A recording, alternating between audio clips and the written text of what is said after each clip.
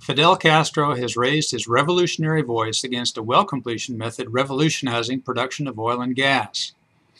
The former dictator of Cuba speaks with authority common to people who portray hydraulic fracturing as a grave threat to human welfare.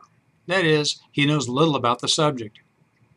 In a column for the state-run media, the 85-year-old tyrant said the world finds itself on an inexorable march toward the abyss because of threats from nuclear war, climate change, and shale gas.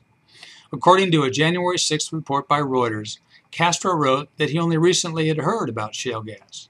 But he said he learned enough to forego New Year's activities to write his column, calling shale gas a topic no political cadre or sensible person could ignore.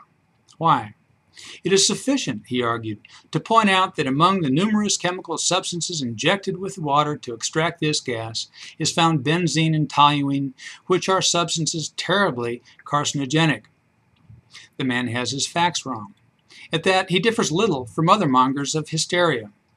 Benzene and toluene are not injected with frac water, except perhaps as constituents of other substances. They often do occur among produced hydrocarbons. To the safety of hydraulic fracking, the difference between injected and produced fluids is more than marginally relevant. Castro doesn't see it. And his statement about terrible carcinogenicity is only half right. Benzene is a carcinogen. Toluene, although toxic, is not.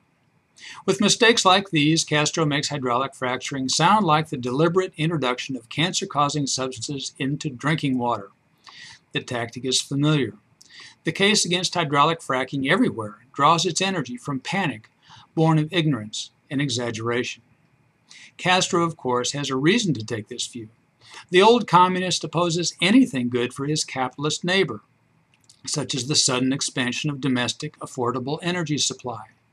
About motives of like-minded but better-placed opponents to fracking, arguing from comparable misapprehension of the subject, a person can only wonder.